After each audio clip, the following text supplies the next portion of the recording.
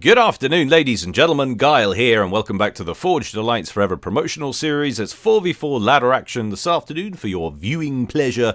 First of all, though, it's been a while since I've done it, so I know you'll entertain me before I entertain you. I'd like to say hello and welcome to all the newer subscribers. Fantastic to have you on board, guys. And if you enjoy the content, but you're not exactly sure what it is you're looking at, the game is Supreme Commander Forged Alliance, not Supreme Commander 2. Please don't make that mistake.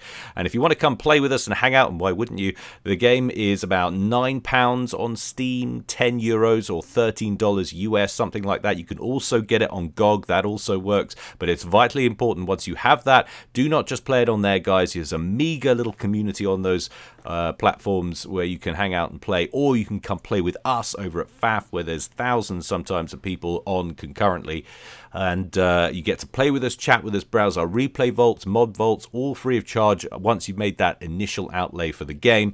And you could do that by going to faforever.com and following the instructions there, downloading the multiplayer client, and then follow the steps, and you'll be able to join the community. And then once you have, play games and send them to me. Send me the replays, send me the content so I can provide more stuff for the channel. It's always good. You never know, you might get featured. And if you want to get featured, pick up your comm, upgrade him first of all, and shove him in your opponent's base. Do that.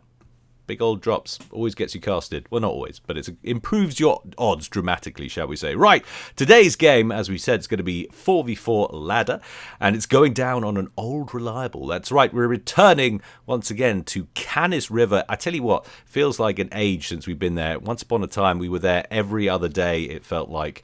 But now, not so much since the introduction of the map gen. We're inundated with infinite variances of maps, so it's nice every now and again to get a little bit of nostalgia going. I'm ready, you guys are ready, and the players are sure as hell ready. So let's go on over to the game zone and see how they're going. To get on, ching, ka-ching, instant loading. It's going to be a good one. We'll call this Team 1 up here at the top, and this Team 2 down here at the bottom as our players gate in. Oh, actually, they've already gated in. How very rude. Jumping the gun, that's all I can say. Starting up here, right at the top of the screen for Team 1 in mellow yellow, going Thybrin, bless him, opening first land. It's, I think that's supposed to be Vile Coyote. Vil Coyote, or why isn't it Coyote? What is this coyote business? But that is basically coyote, isn't it? Anyway, Vile Coyote, there he is. And he's opening first land. Team member number 2 to his right, it's Erectatron. There he is, standing tall. Going UEF in burgundy red, opening first land. Team member number 3 down here on the front line in Ferrari red, just to make life difficult. He's done all sorts of things with capitalizations. It's Biomutant 9000, and he's also going UEF, this time in Ferrari red, if we haven't said that already, and opening first land.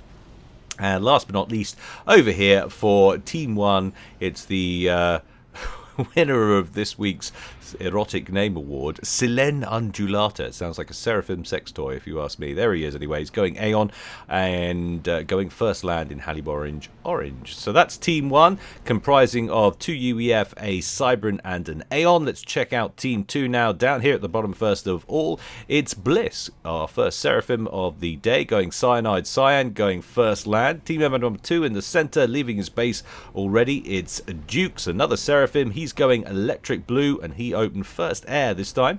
Over here on the front line, also having left the main base, another seraphim. It's Six Solon, and he's going Baby Blue and opened first land.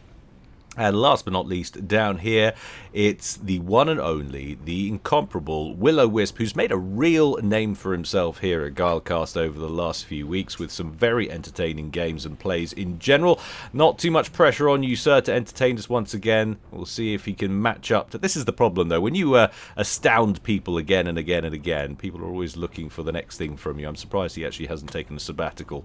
But anyway, here he is. We'll see what he does today. He's going Aeon and sporting this season's fabulous Vivacious Violet, opening first land. So it's 3 Seraphim and an Aeon there for Team 2. Game quality at nearly 100%, as you would expect from a ladder match.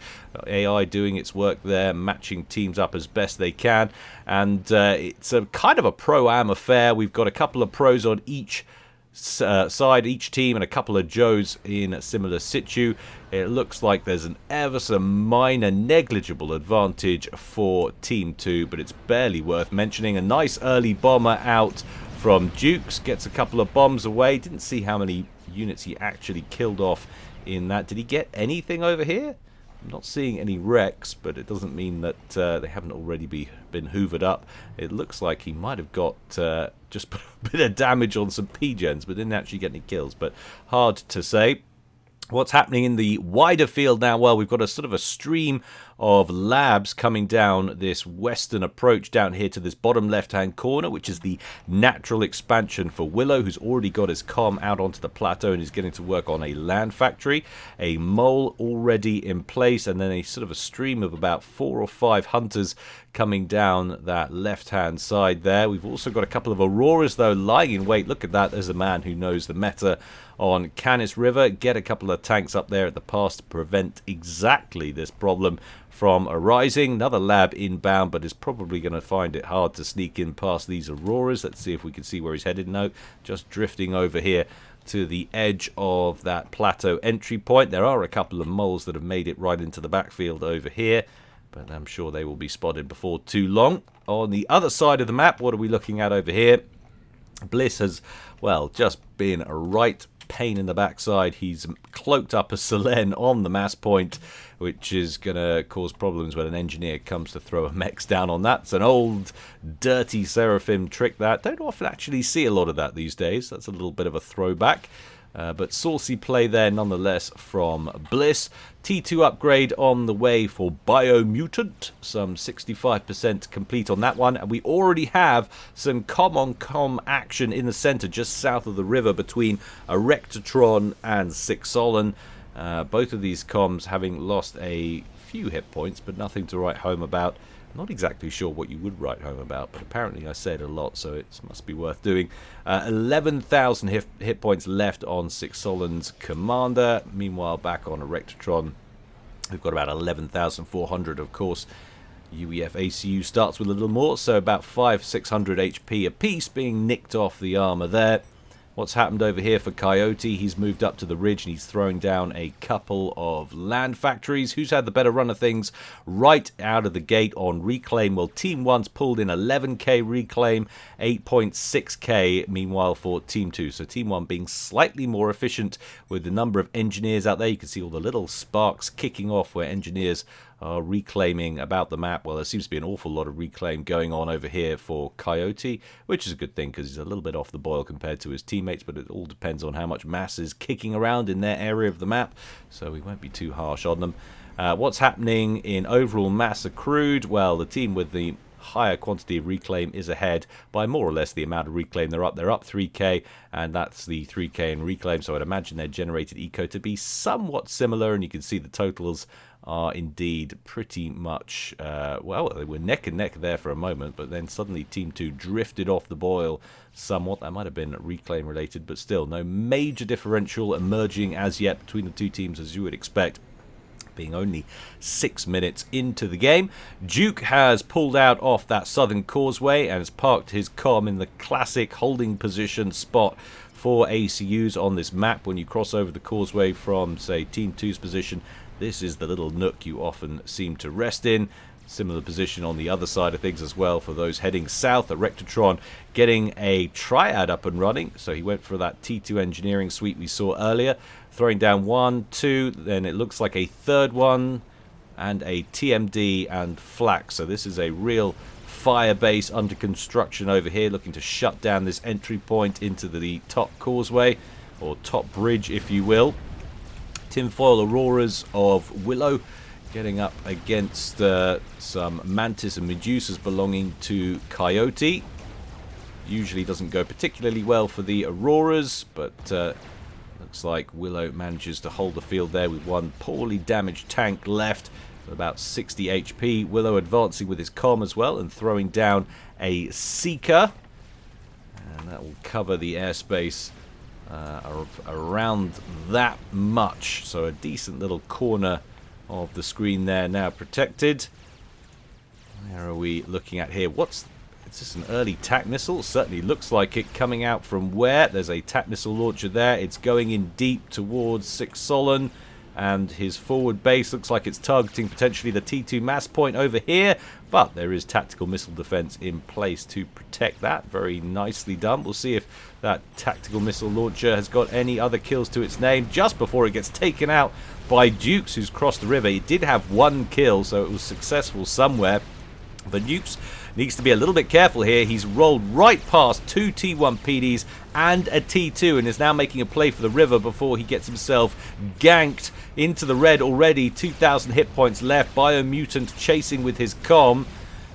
Very, very low on HP indeed, but I think he might just about make it. Down to 1,000 HP. His mutant can continue to press. He's not going to be able to kill him off once he's under the water there, which indeed he is going to make.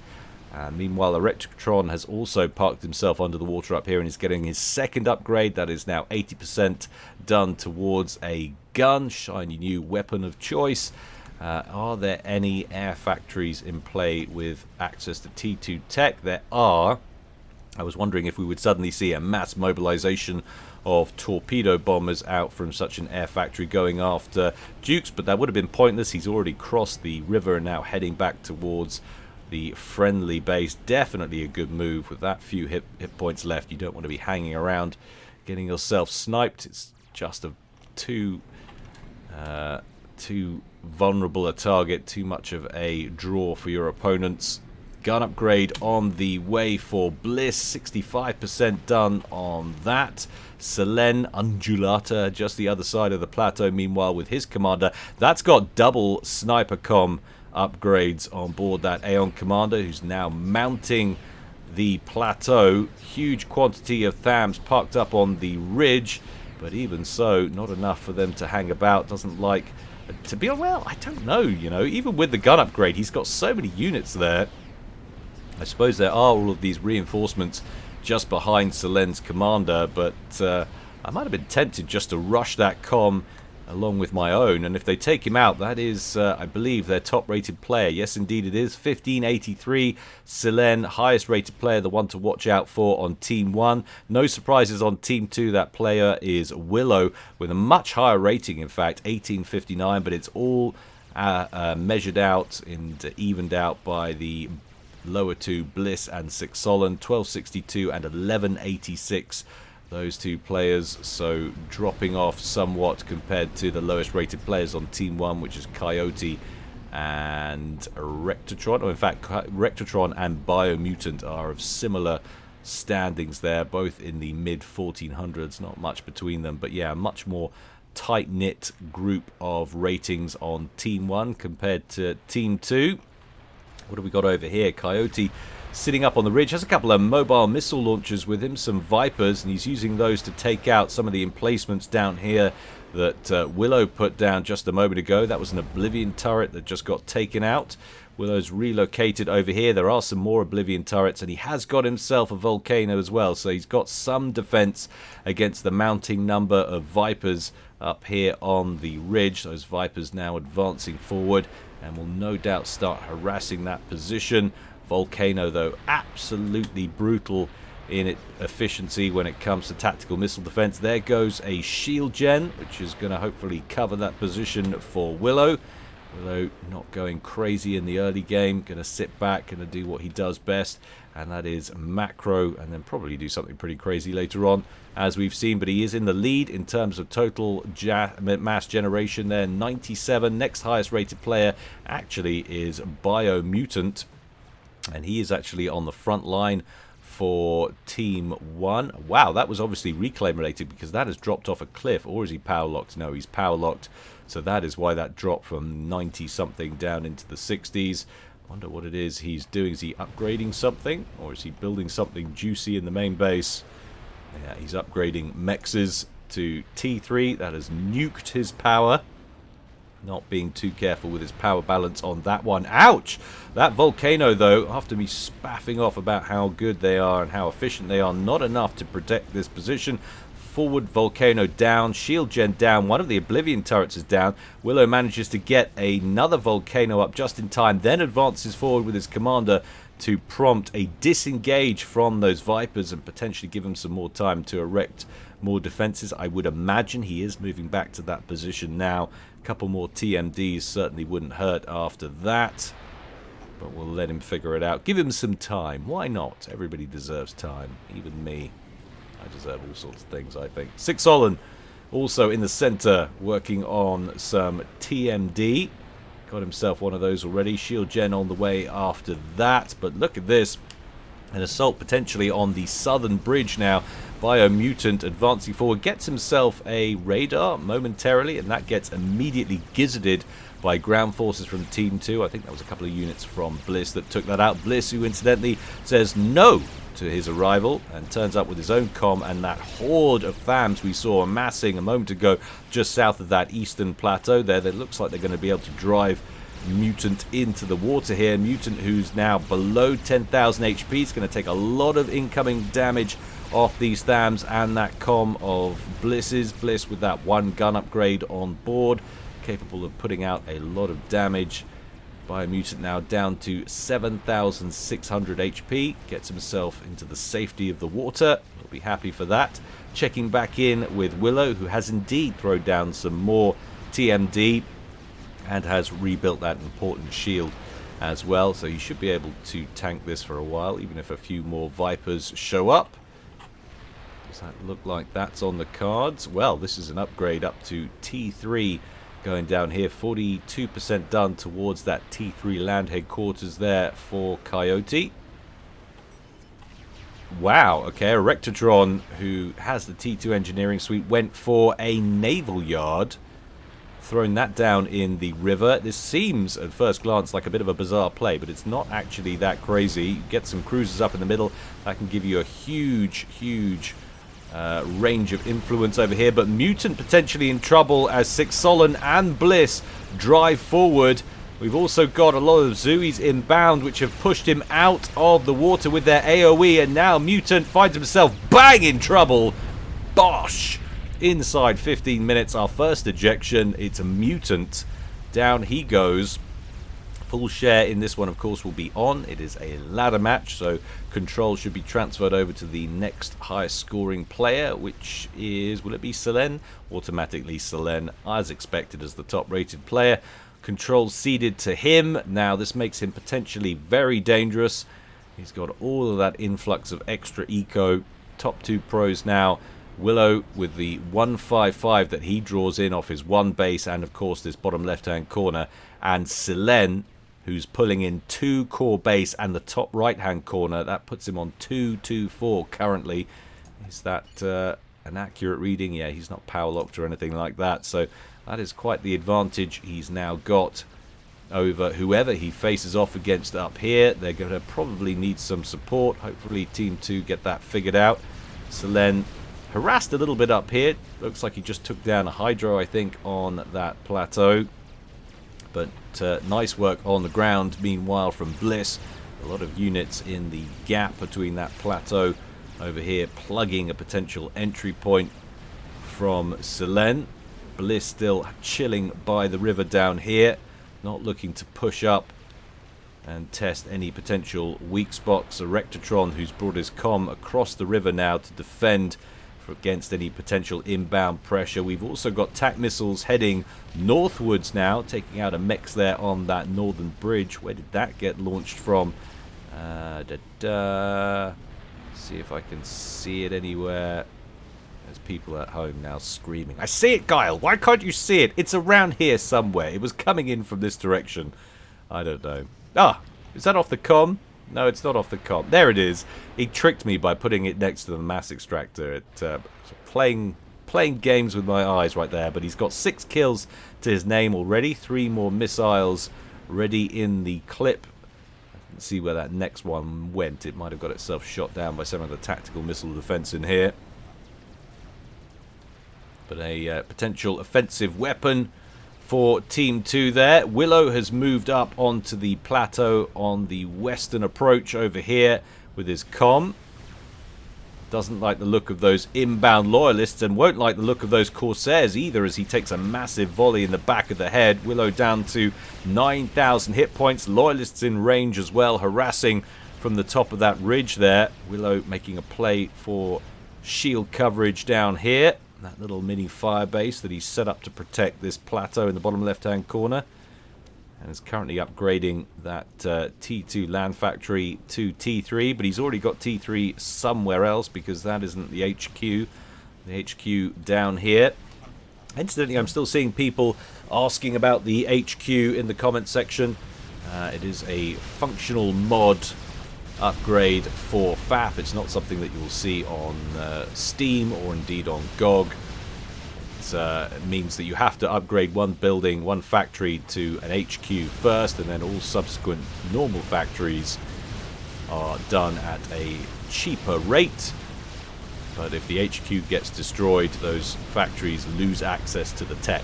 So it's vitally important that you need to protect that. And it also presents a nice target of opportunity to your opponents. So it adds a little bit of diversity of play to the game. Another TAC missile inbound takes out a T2 mechs belonging to Selene there. There was a buzzkill in range, but they're not particularly effective, as we've seen so many times. One or two more of those, or even if that was just parked a little bit further south, that probably would have shot that down, but alas, it wasn't to be. Little group of Titans marching down that eastern approach continue to press forward against outmatched Ilshivas down here belonging to Bliss. And they could get in around the side of this cliff here and start threatening some of these resourcing options. We have got inbound forces on the ground though. Zui's moving in from Bliss. That's what Selene can see. Not a great deal. Got a bit of overpass there from Coyote's Corsairs, but they haven't got proper intel on this side of the field yet, so these forces marching in relatively blind right now. And until they get some engineers down here, there's not much they can do about it. One of these inbound engineers could do a lot worse than to throw down a radar just by that cliff edge there. Little bit of mobile artillery by the looks of things. Where is that coming from? Where is that coming from? My God, I can't see anything anymore. Where is the... Or maybe it wasn't. Maybe it was static. Jesus. It was coming in from down here. Right here. They can't just have been blown up. I'm not seeing any artillery now. Southern Bridge under pressure from Selene now. Lots and lots of Titans and also some sniper bots in here. So it's a UEF and Aeon mix down here with the demise of Biomutant. All of that UEF tech being transferred over to Selene. And those sniper bots potentially brutal. Bliss needs to keep his comms safe at all costs. You get a critical mass of those sniper bots that can end your game real quick before you even get a chance to move out of danger. Loyalists massing south of the northern bridge for Coyote. Rolling past that little row of defenses, we saw a Rectotron erect, doing his tronisms in the early game. Marching towards Six Solen's forward base. Six Solen, who has T2 Engineering Suite, gun upgrade, and nano repair. Bliss taking damage, gets himself into the water though. He's down to around 10,000 hit points. This is a scary little bit of pressure being brought to bear by Selene here. Selene, who's still outmatching Willow, 310 to 213 in terms of generated eco. Team 1 are comfortably ahead by 120. That is not good for Team 2 if you're rooting for them. Team 1 might be down a man, but they are definitely out-ecoing their opponents right now. Loyalists for Coyote reaching Six Solen's main base. Six Solen, who's brought his commander down to help plug the leak down here. But look at this. We've got Titans, we've got Harbingers almost in the main base. But on cue, Willow shows up with a Colossus to tidy up this mess. Would you look at that? Suddenly, all of these Titans and Harbs frantically looking for some cover from that inbound GC. Get themselves in around the rock, fleeing towards... Not really fleeing towards safety, fleeing towards anything they can inflict damage on at this point. Bliss has emerged out of the water as well with his commander to lay some fire down on them. There's also the odd bank of T2 point defense, T1 bombers over the top. Can they take down anything before this attack peters out? It's beginning to look like that's a no. Targeting this T3 reactor of Dukes right at the end, but that's going to survive at about half of its HP. And crisis over. Now, will Willow go on the offensive with the GC? That's the question. It's now on the southern land bridge. And it looks like it's planning, for the time being, to march up the river and potentially take on this little set of infrastructure up here. Selene suspects that is the route that's going to be taken, and so gets his comm out of dodge. Making a play for the river up in the top left. Probably not a terrible idea. GC... well, it's being redirected over here to just south of that northern causeway there. Those triads, tactical missile defense, could soon be toast, potentially allowing for attacks from Six Solon and Willow to be pushed up towards that bridge a little bit easier. Team 2 with 3 Seraphims and an Aeon. That's an awful lot of floaty, naughty. But then, of course, we are moving into the later phase of the game. Doesn't factor in quite so much, unless, of course, we're going to get mass Zooey spam. There you go. If you have that on your bingo card, me complaining about that, you can tick that off. Ouch. Few Bernies getting incinerated via Laserface. Will-O-Wisp heading up towards the bridge now, and he's managed to get in a few asylums as well to protect that GC. Down goes that naval yard, which was completely superfluous as it turned out in the end. I'm not sure a single naval vessel got built or even started out of that thing. Tractor beam hoovering up. Poor Bernie. Alas, wasn't to be. My goodness, look at the range on that tractor beam now. That is outrageous. For those of you unaware, tractor beams had not properly worked on the GC, if ever. And recently that had been adjusted, but now we've got a counter GC rolling in from Selene, and they Laserface in tandem, almost at exactly the same time. Now in come the asylums, but I don't think they're tall enough, those shield gens, to block inbound GC fire on the second GC, so that's not actually going to protect Willow's Colossus. But what might protect it a little bit is the Harbingers laying down fire. If he can kill that off first, might get a rank in veterancy. Oh, it's going to be very close. No, Willow's goes down, and a rank in veterancy goes on to Selene's GC. So that's a pretty solid outcome for him. It means he gets to hang on to all of these Harbingers and Titans kicking around down here. He'll be happy with that.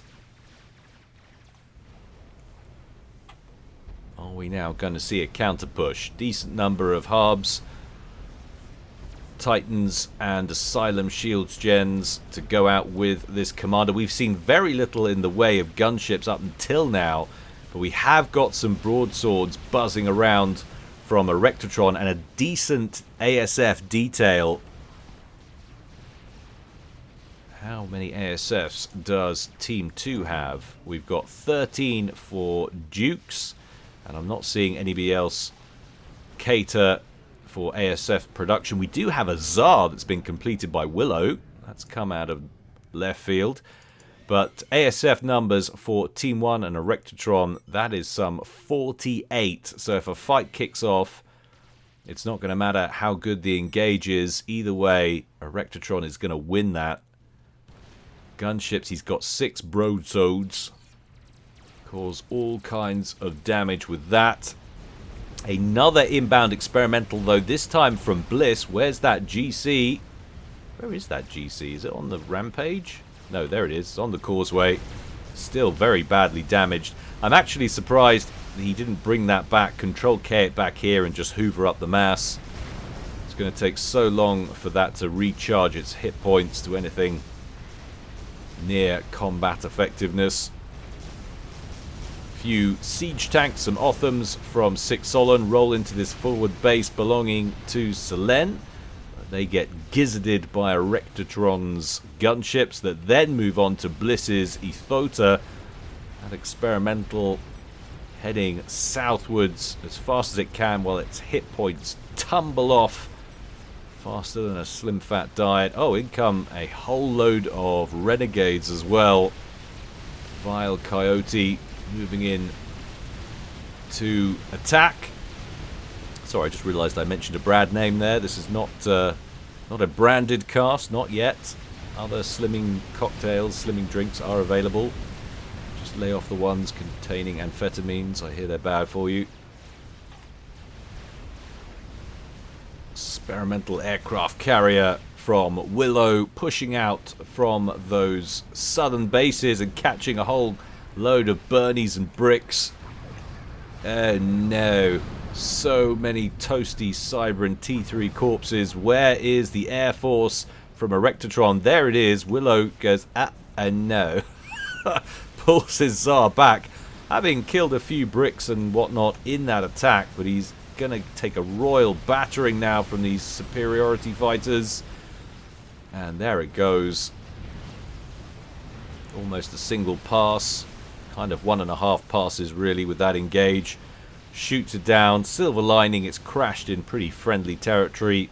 So Willow's going to be able to get a decent amount of that mass back. Some 36,000 of it. You can see they have already queued up. Actually, it's not him. It's Dukes that's queued up reclaim on that once he's finished a land factory over here. As we approach 30 minutes down in this game, we are 1 man down. Generated eco shows a lead of some 50 mass, something like that for Team 1.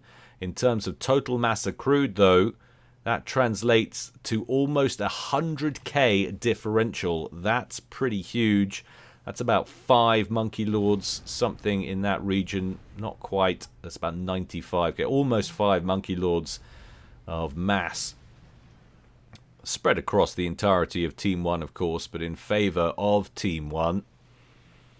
That is potential problems on the horizon. How are we doing with ground power? We now have 4, sorry. Where's number 4? 1, 2, 3.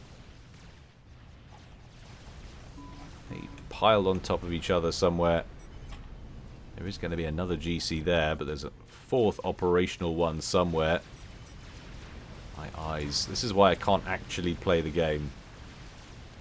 But anyway, there are GCs out and about. Oh, and a Monkey Lord there for Coyote.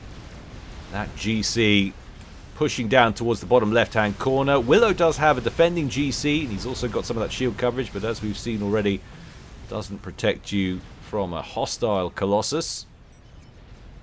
Air advantage, I think it's fair to say, is still with Erectatron. Is that what he's focusing on? Very much so. He is the dedicated air player. Not seeing anything really in the way of ground forces for him, and that's fine. Defined roles, nothing wrong with that. Lots and lots of air factories on the way for Dukes. Dukes, who is somewhat off the boil, though, on general eco. 160, as opposed to Erectatron, who's sitting in the same position as him, is pulling in 240 mass. Needs to get himself some support commanders, and quick. We got over here, we have little mass fab farms going up, which is only going to increase that lead for Erectatron, who has a nice balance right now of eco production and air production. But the 2 GCs down here meet between Willow and Silen, and Willow's GC's taken a bit of a battering since we last checked in on it, and he's going to lose this fight. Down goes Willow's comm. Not comm, sorry, GC. Galactic comm.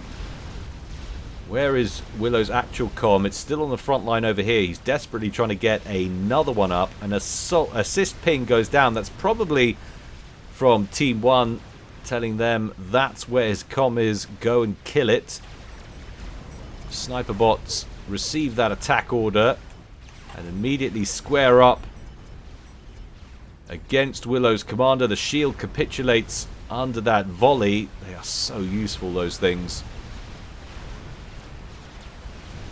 And I don't think that GC is going to be ready in time at all. Willow not willing to back up. He feels like it's over probably if he can't hold this position.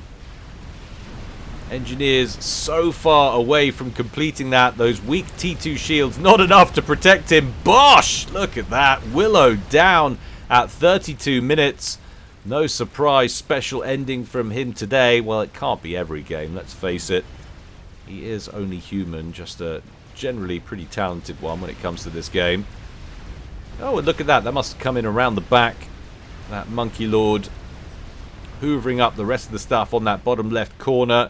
Who is the recipient of Willow's old base? That would be Dukes, who's now pulling in 250 mass.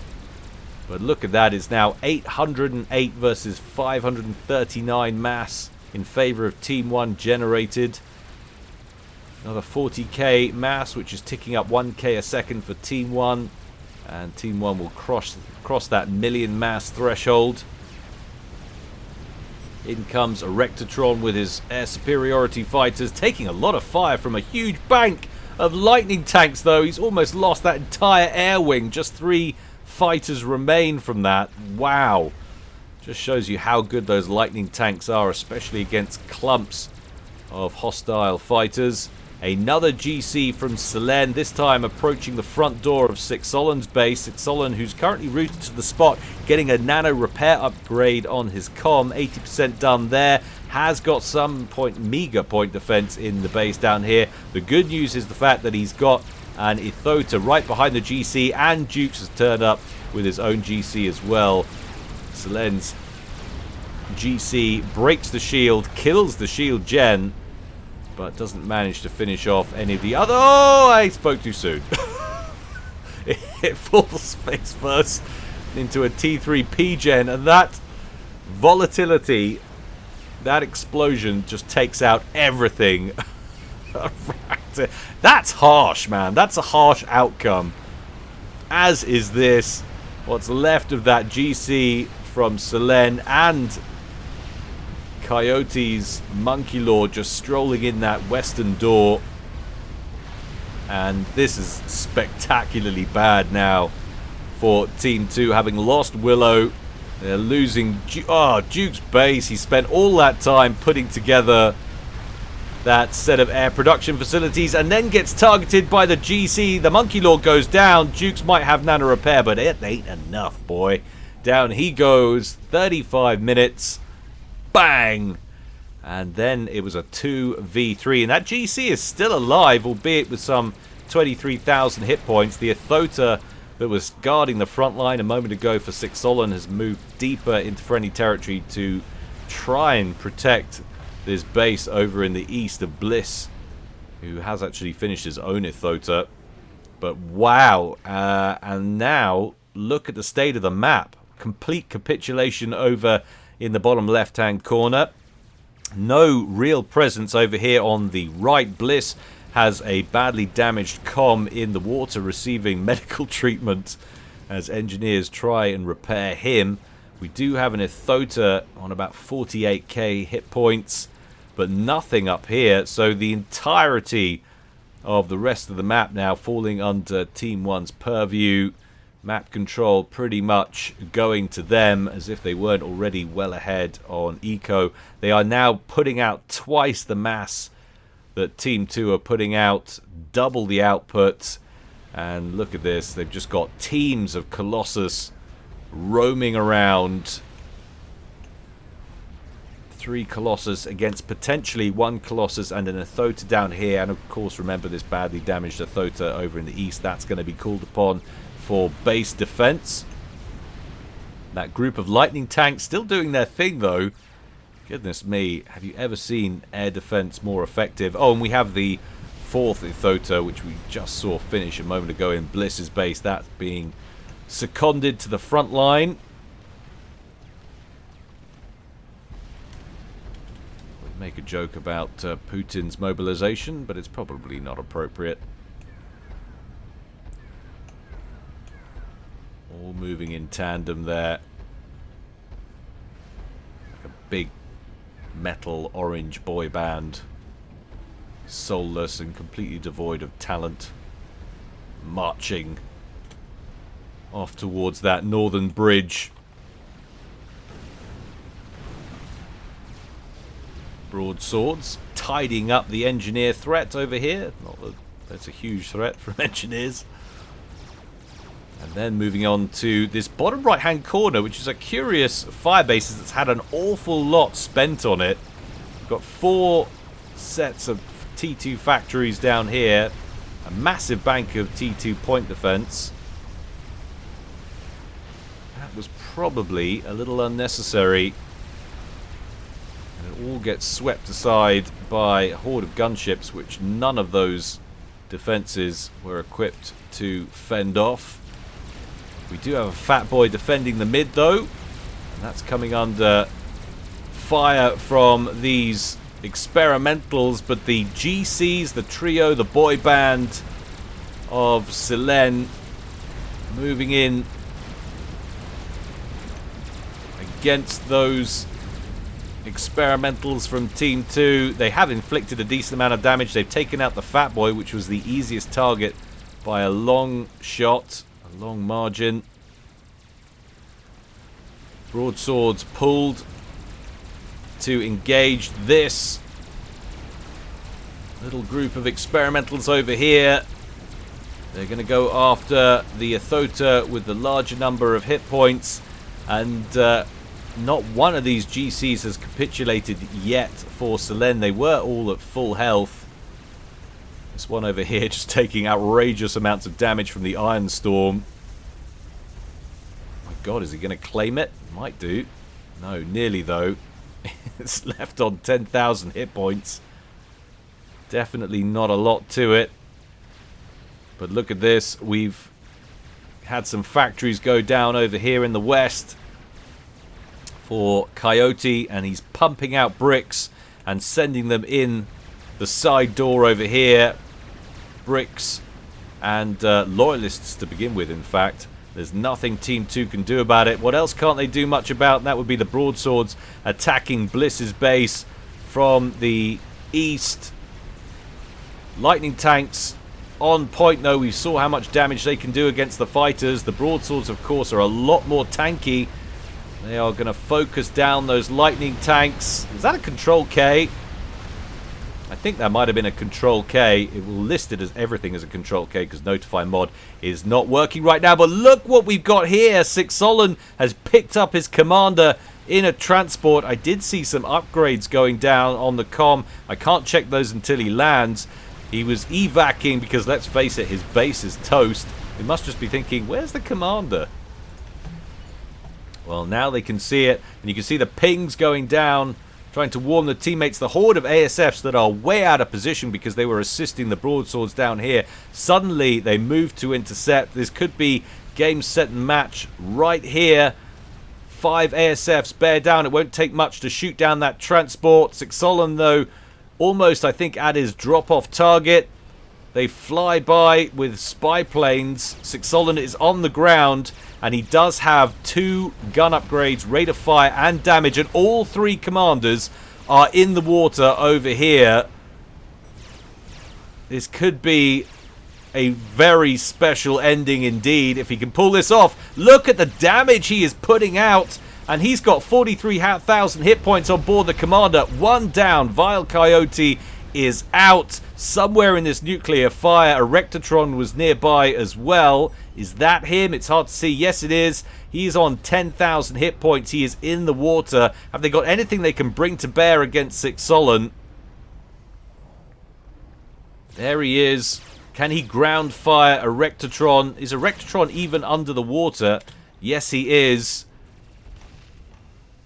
Will the splash damage from that upgraded gun be enough to do anything to it? That's the question. He comes out of the water. He starts taking damage from a couple of broadswords. There's the ground fire. And yes, it can hit a Rectatron. He's going to have to retarget that. A Rectatron down to 3,000 hit points. But we've got some laser face action going on as well. But a Rectatron is down. Sixolin needs to get himself under the water and quick. Can he pull this off? He's taking a lot of damage. He's down to below 15,000 hit points. Oh, I don't think he's going to make it. Where's the other com? He's down out over here and he's not going to make it. But what a valiant effort.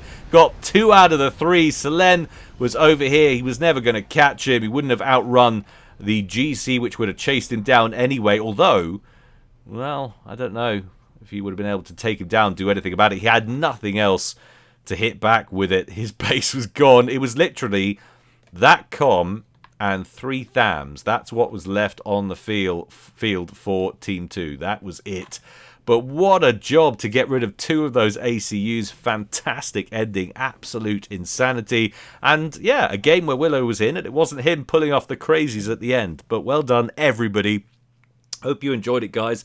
Don't forget, if you want more action, if you've seen everything on the main channel, do feel free to support me on Patreon. It's a mere $1 a month. You get pretty much weekly casts coming in for your privileged viewing pleasure over there. And you also get access to the Discord as well, where it's easier to come chat, interact with me and others, and submit replays and whatnot. And every now and again, we get the odd game in of things too, although it's been a while since I've been involved, just purely because everyone seems to set up the games when I'm busy, and it's not okay. But I need to set something up, and I will. If you're watching on the Patreon side of things, watch this space. We'll get some gamage in soon. Alright guys, that's enough from me. I hope you enjoyed it. As always, more to come in the future, but until then, stay well and stay safe. This is Guile, signing out.